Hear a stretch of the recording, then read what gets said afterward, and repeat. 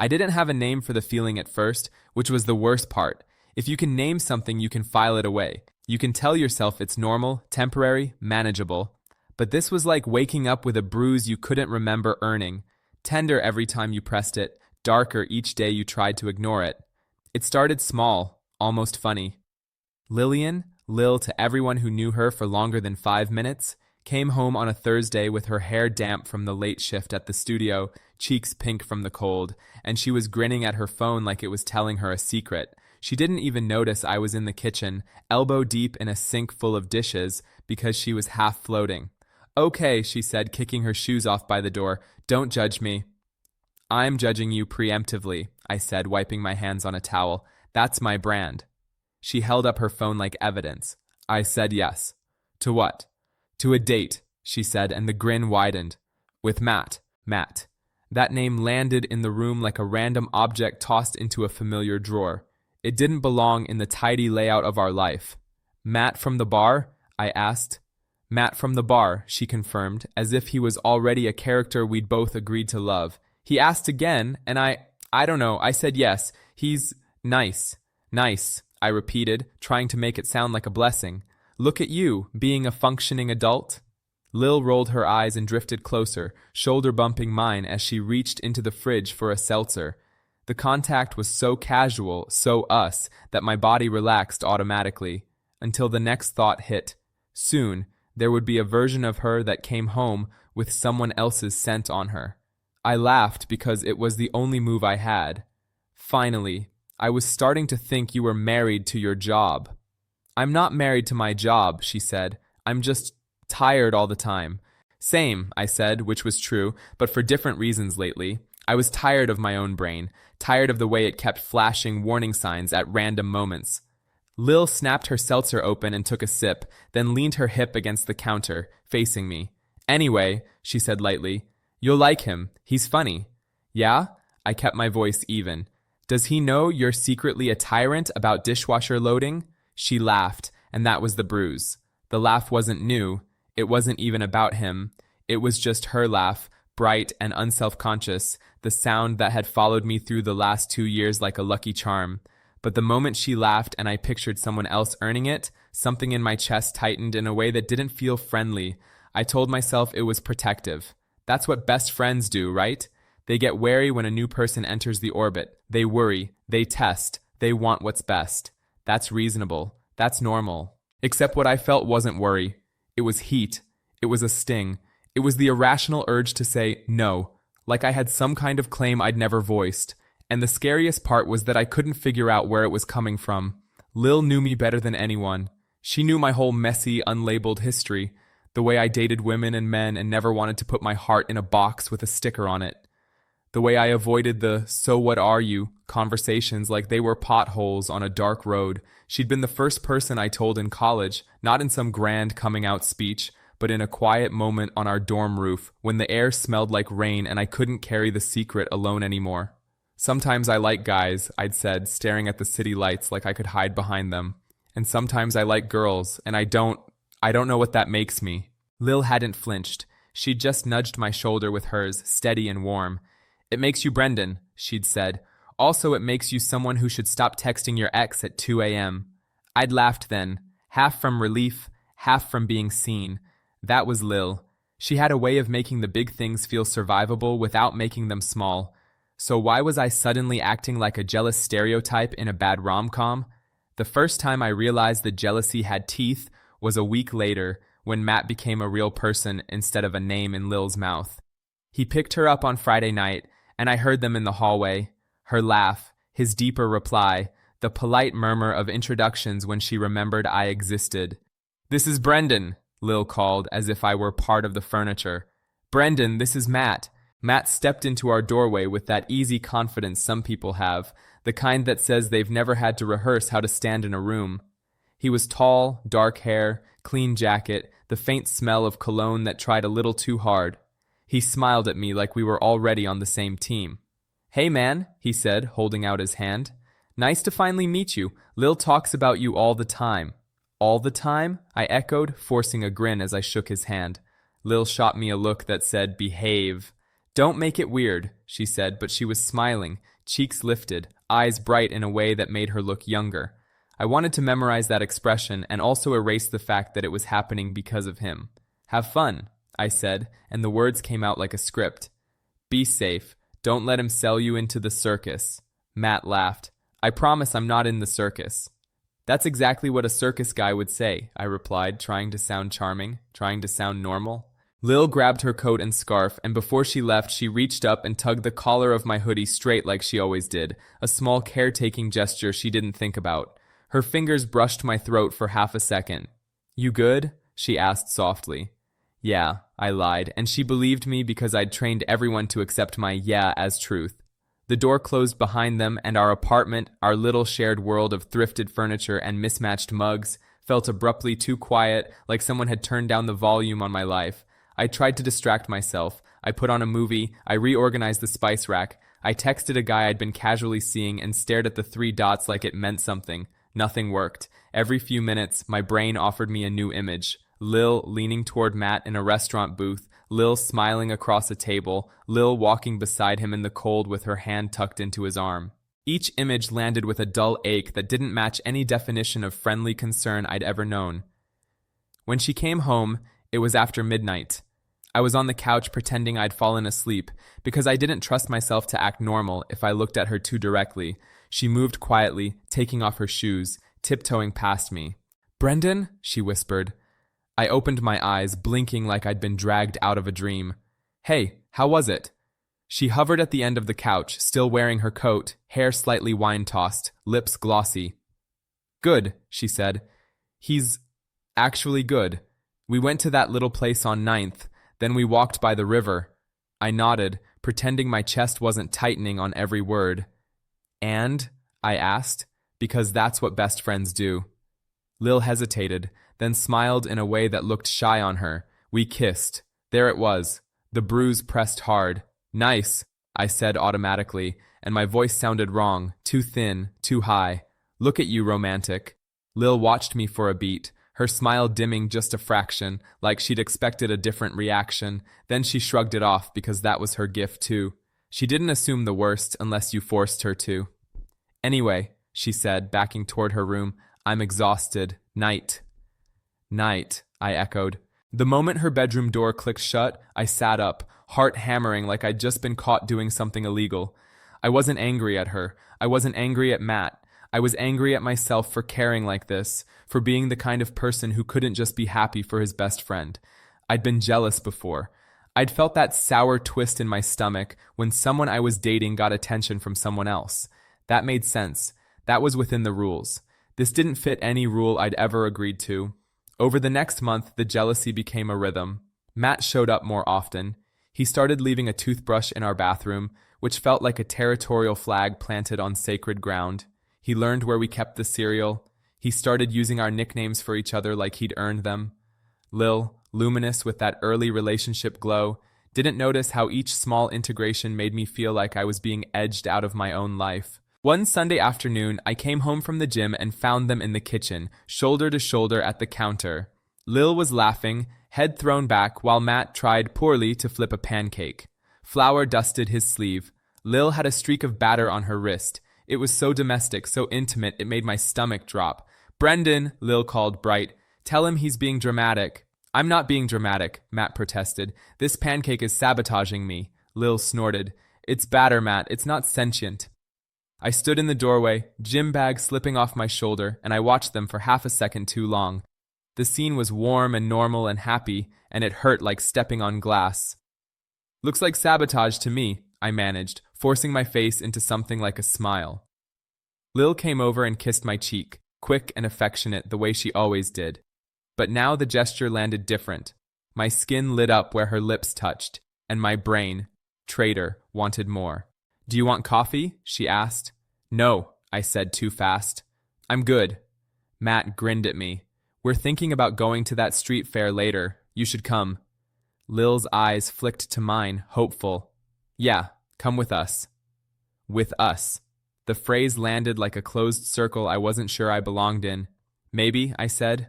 I've got stuff to do. Lil's face fell just a touch. Okay, she said, and she tried to hide it. That night, I lay in bed staring at the ceiling, listening to the muffled sound of their laughter in the living room. I hated myself for counting the seconds between her laugh and his. I hated myself for the way my chest ached when she sounded happy. I hated myself most for the thought that kept circling like a vulture. If he wasn't here, she'd be laughing with me. I tried to date more, like I could drown the feeling in other people. I went on drinks with a woman named Tessa who wore red lipstick and asked direct questions. I went on a concert date with a guy named Jordan who had kind eyes and careful hands. I kissed them both. I told myself, see, you're fine. You're just restless. You're just weirdly protective. But every time I came home and saw Lil's shoes by the door, or heard her humming in the shower, or smelled her shampoo in the hallway, the jealousy returned. Sharp, irrational, personal. The hinge happened in the most embarrassing way possible, at a party, with a plastic cup sweating in my hand, under string lights that made everything look romantic. Lil's coworker was moving away, so there was a send-off at a rooftop bar. The air was warm, the city skyline shimmering. Lil looked stunning in a simple black dress, hair down, hoop earrings catching the light. Matt was there, of course, his arm slung comfortably around her waist like it belonged. I drank too fast. Not enough to be sloppy, but enough to be looser than usual. Enough that the protective scripts in my brain started to slip. We were all clustered around a high-top table when someone asked how Lil and Matt met. Lil launched into the story. Bar trivia night, his terrible team name, her refusal to laugh until he earned it. Everyone laughed right on cue. Matt kissed her temple. Lil leaned into him without thinking. Something inside me cracked, not loudly but decisively, like a hairline fracture finally giving way. I excused myself to get air, which was ridiculous because we were already outside. I moved to the edge of the rooftop and gripped the railing, staring down at the traffic like it could explain me to me. Behind me, the party continued. Laughter, music, the clink of bottles. I tried to breathe. I tried to calm the wild, sick feeling in my chest. Lil found me a few minutes later, because she always found me. She slid beside me close enough that our shoulders almost touched. You okay? She asked, voice low. Yeah, I started automatically. Lil made a small noise, unimpressed. Brendan. I turned my head. Her expression wasn't accusing, just worried, which somehow made it harder. I'm fine, I tried again. Bullshit, she said gently. You've been weird for weeks. You keep dodging us. You keep going quiet when Matt's around, and you... She hesitated, looking down at her hands. You look hurt, like I did something. My throat tightened. The skyline blurred slightly. Not because I was that drunk, but because emotion does that. It smears the edges of things until you can't tell where you end and the world begins. It's not you, I said, which was half true. Lil leaned her elbows on the railing too, mirroring me. Then what is it? I stared at the street below. My mind searched frantically for a safe explanation. Stress, work, sleep, anything but the truth.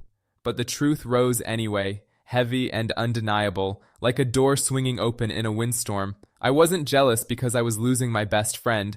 I was jealous because I wanted to be the one she leaned into. The realization hit so cleanly it stole my breath. It rearranged the last month of my life in a single instant, turning every moment I'd been confused by into something painfully clear. The tightness in my chest when she said she kissed him, the way my skin lit up when she kissed my cheek, the way I counted her laughter like it was currency. This wasn't friendship jealousy, this was romantic. I swallowed hard. Lil, I started, and my voice cracked like a teenager's. Her eyes widened slightly. What? I shook my head, as if I could physically dislodge the words. My heart was pounding so loud I was sure she could hear it over the music. I think, I said, then stopped because saying it felt like stepping off a cliff. Lil waited. Her face was open, vulnerable. And then, because I couldn't stand the pressure of silence, because I'd been carrying this without knowing it and now it was crushing me, I said the only honest thing I could. I'm jealous, I admitted, and I didn't know why until just now. Lil's mouth parted. Jealous of Matt? I laughed once, humorless. Yeah, her brow furrowed. But why? There it was. The question. The hinge. The moment that would change the shape of my life no matter what I answered. I could lie. I could say I was afraid of losing her, and that would even be partly true. I could say I felt replaced.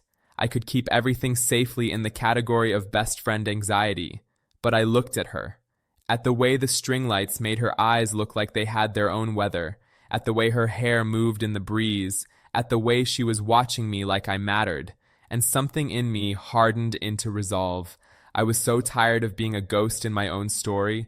I think it's because I want you, I said quietly, not like a roommate or a buddy, like I want you. And I hate that I'm saying that when you're with him, and I'm not trying to ruin anything, but I can't keep pretending I don't feel it.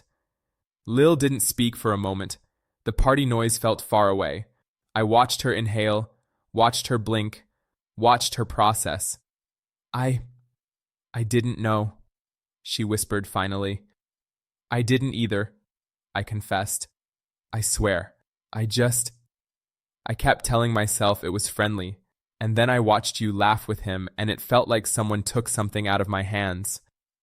Lil's eyes glistened, but she didn't look away. Brendan, she said, and my name sounded like it was made of something fragile. You're my best friend. I know. My voice shook. And I'm sorry. I'm sorry if this messes things up. It's not, Lil swallowed.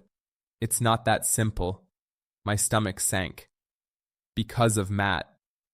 Lil nodded, pain flickering across her face. Because of Matt, she said softly, and because I don't want to lose you. I let out a shaky breath. You won't, I said, even though I wasn't sure that was a promise anyone could keep. Lil looked down at the city again, then back at me.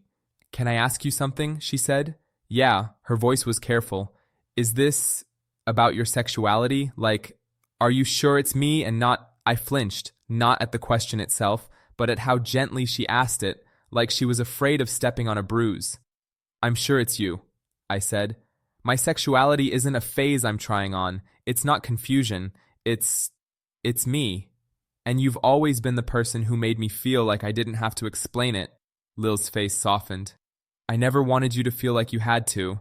I know, I swallowed again.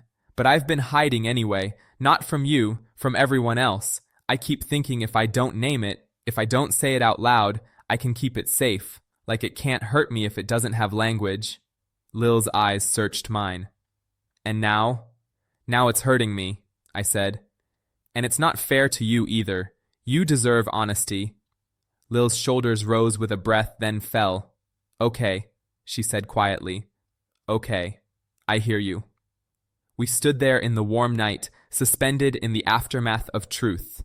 Nothing exploded, no one screamed, no dramatic music swelled. But everything felt different, like I'd stepped into a room and the air pressure had changed. Lil reached out slowly and took my hand, just for a second, squeezing. The touch was small, but it anchored me. I need to think, she said, voice thick. I know, I whispered. Take whatever time you need. She nodded, then let go. I should go back, she added, glancing over her shoulder toward the party. Matt will notice. Yeah, I said, forcing a steadier tone. Go. Lil hesitated, then leaned in and kissed my cheek, longer than usual, lingering a fraction. Her lips were warm, my skin flared. Thank you for telling me, she whispered.